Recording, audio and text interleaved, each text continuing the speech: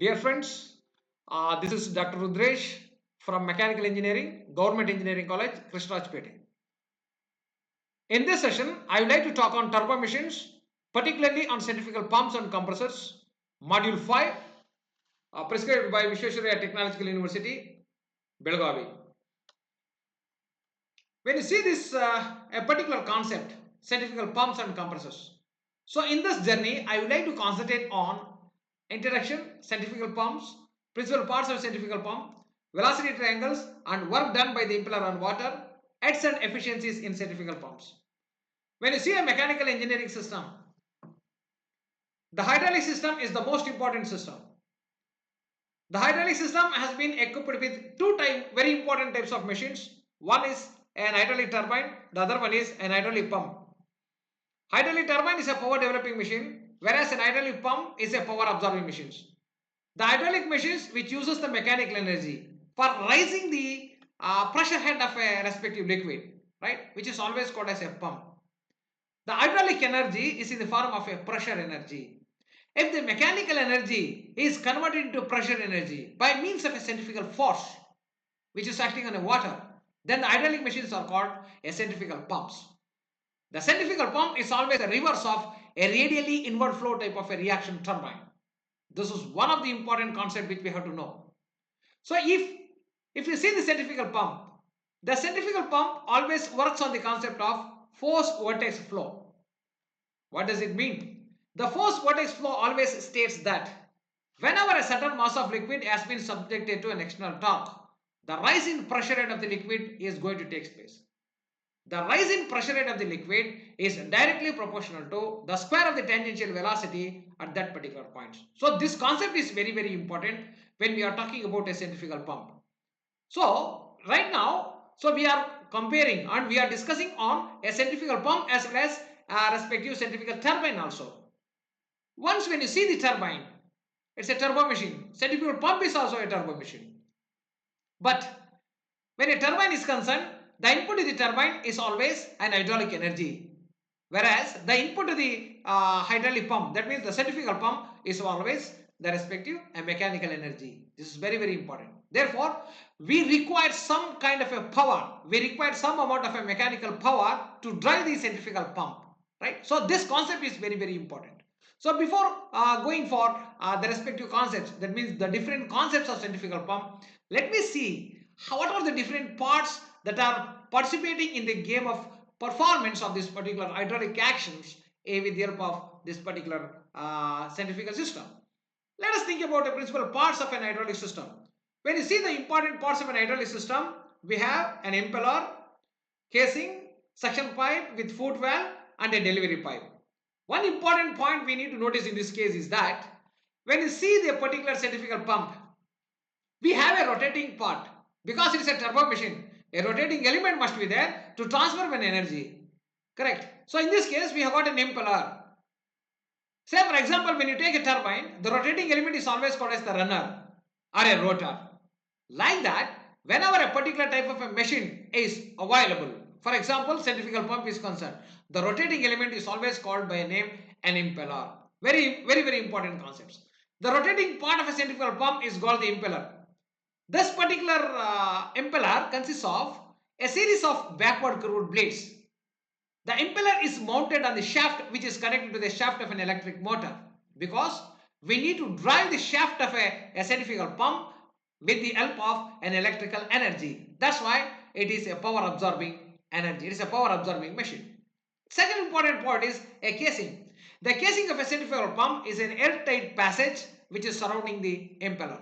It is designed in such a way that the kinetic energy of the water discharged at the inlet of the impeller is converted into a pressure energy before the water leaves the casing and enters the delivery pipe. When you see the particular type of the casing, there are three important types of casing which we can expect in the field of centrifugal pump. One, it may be a volute casing, vortex casing, and the casing with guide blades. The third important part is the suction pipe with foot valve and the strainer. A pipe whose one end is connected to the inlet of the pump and the other end dips in the water in a sump is known as a suction pipe. At the beginning of the suction pipe, we have a foot valve, which is a non-return valve fitted to the lower end of the suction pipe. The foot valve opens only in one direction, that is only in one upward direction. Therefore, a strainer is also fitted at the lower end of the pipe in order to avoid the entry of any foreign particulates into a respective system of suction pipe. The last one is we have got a delivery valve. We have a delivery valve or a delivery pipe. A pipe whose one end is connected to the outlet of the pump and the other end is delivers the water to a required height to the delivery tank, which is known as a delivery pipe. To the delivery pipe, we have a discharge valve, just like a delivery valve, right, in order to maintain the respective discharge into a particular discharge tank. So these are all some of the important parts of a respective centrifugal pump. Let me talk about the velocity triangles or work done by the impeller on water. Now we are all seeing this particular impeller which has got a inlet diameter D1, outlet diameter D2, right?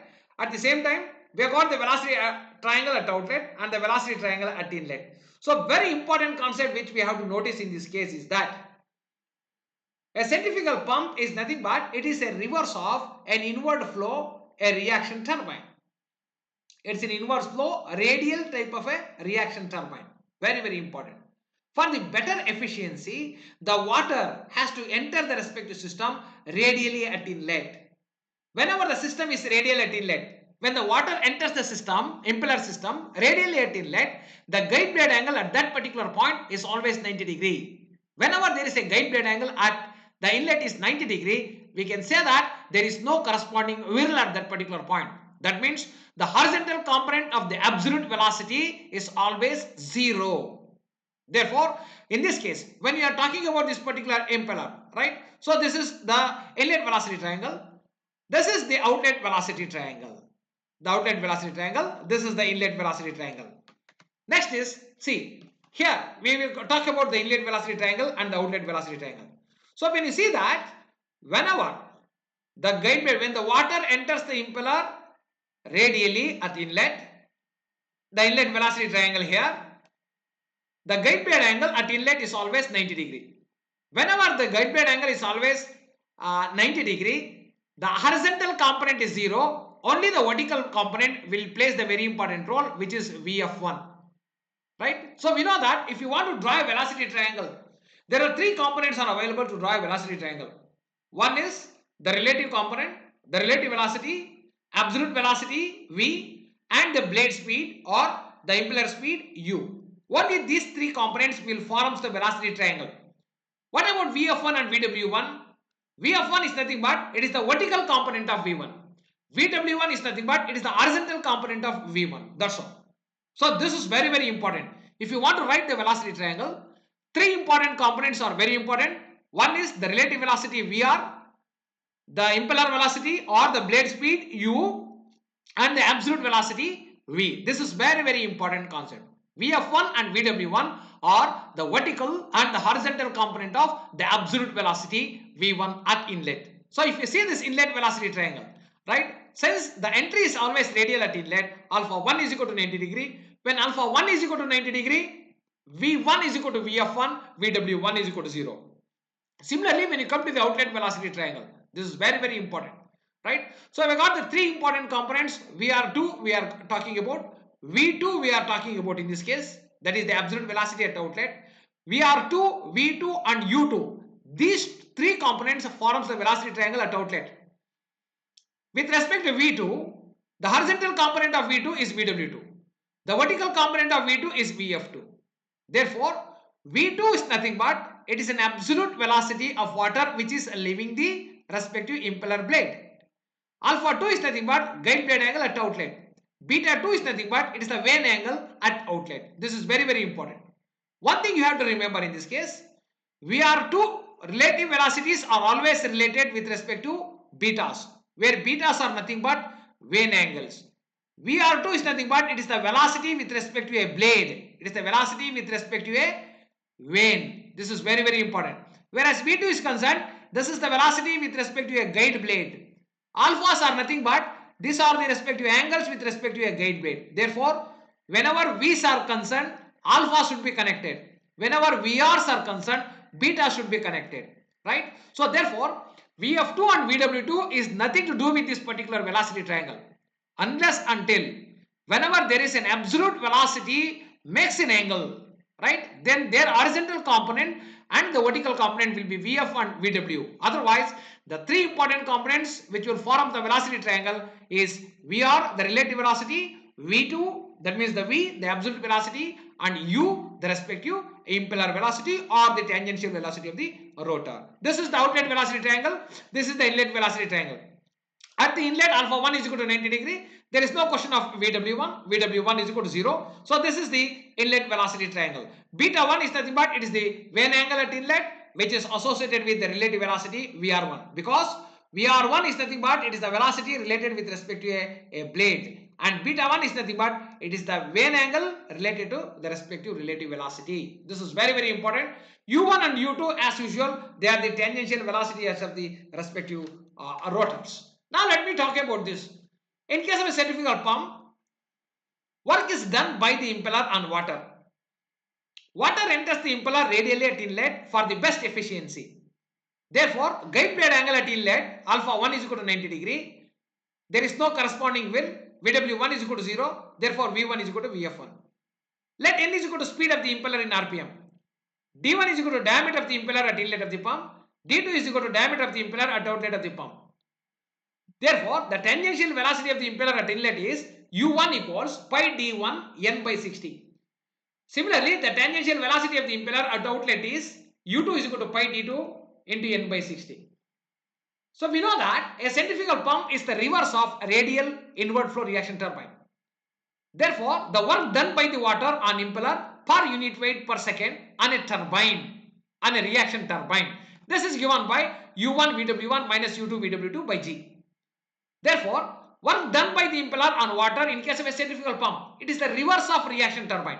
It is minus of U1 Vw1 minus U2 Vw2 divided by G. But for radial entry at inlet, Vw1 is equal to 0. You substitute Vw1 is equal to 0.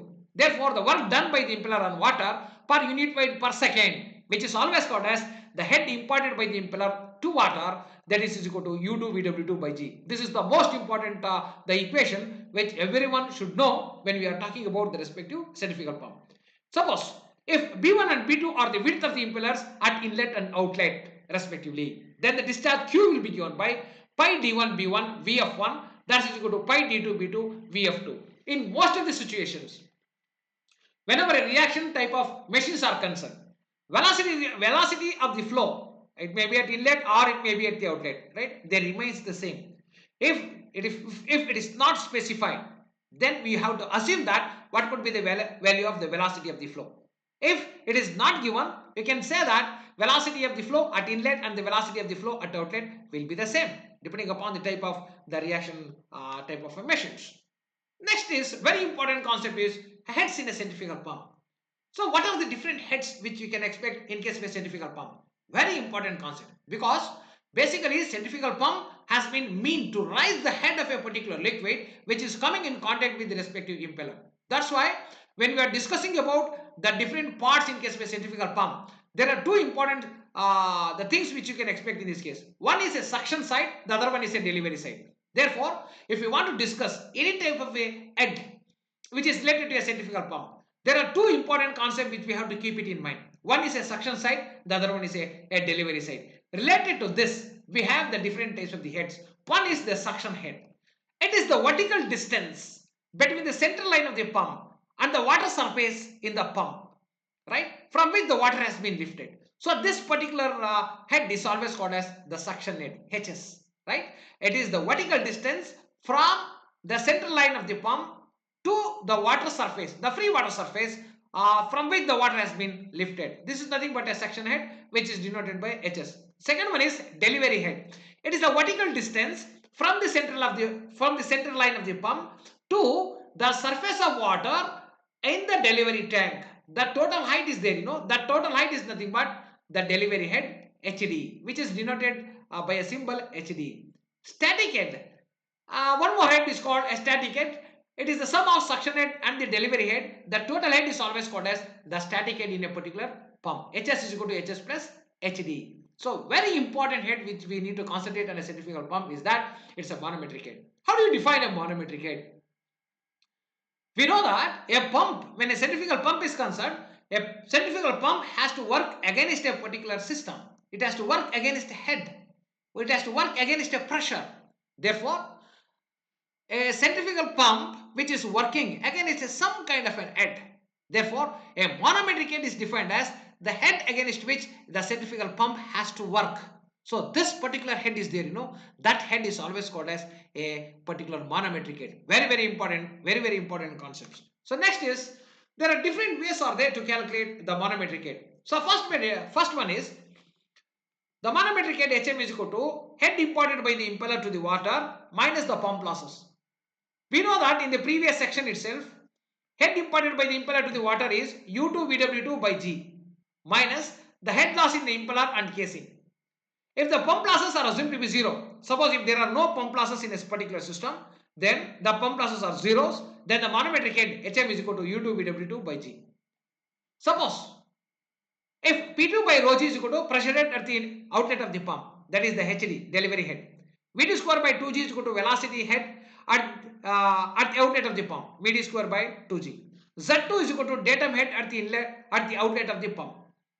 And P1 by rho G, V1 square by 2G, Z1 are the corresponding values at the inlet or the suction side of the pump. Then the manometric head HM is equal to total energy at the outlet minus the total energy at the inlet. Total energy at the outlet means what? What is the total energy at a particular section? The total energy is nothing but it is the sum of pressure energy plus the velocity energy plus the datum energy.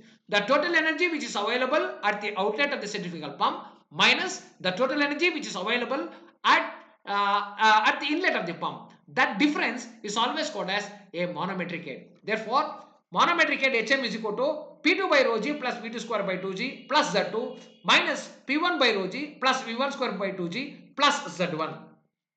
Say for example, whenever a pump is concerned, always we need to experience a certain loss with respect to a friction. Now suppose if we are talking about a suction head, if HS is the suction head, HD is the delivery head, HFS is the frictional head loss in a suction pipe, HFD is the frictional head loss in a delivery pipe.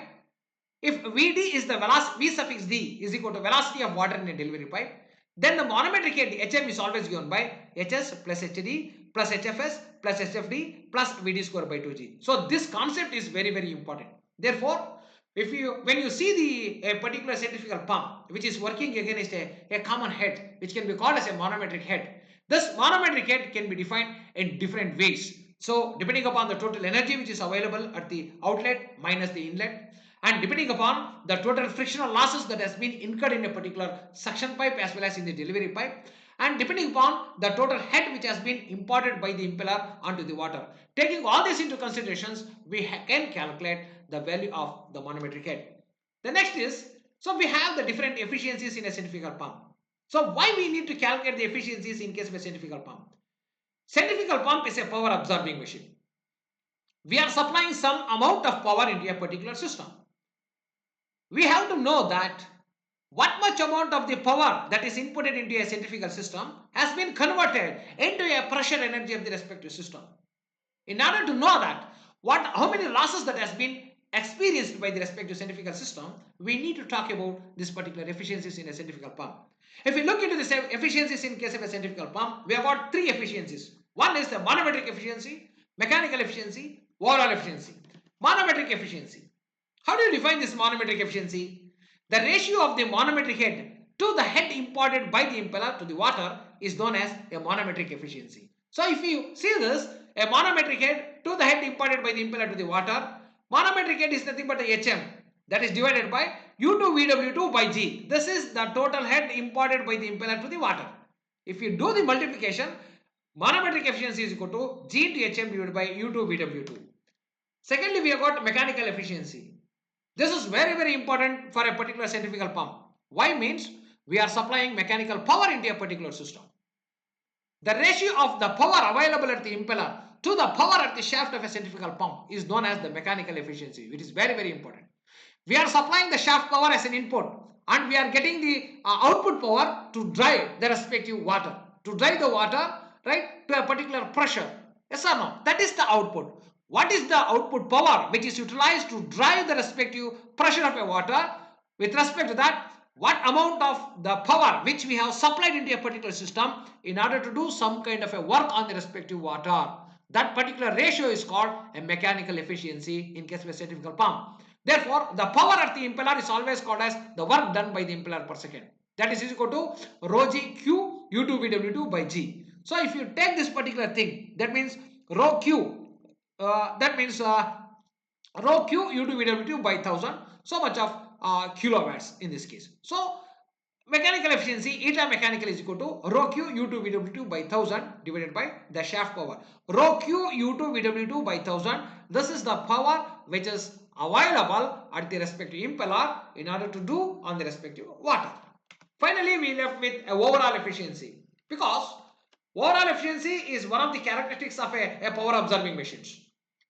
Centrifugal pump is a power absorbing machines. Now I am supplying some amount of a shaft power into a particular system. I am getting some amount of water power from a particular system. Yes or no? Therefore, it is defined as the ratio of output power of the pump to the power input of the pump. Power output of the pump is always the water power, which we can define it as rho q u2 vw2 by 1000 kilowatts. Right?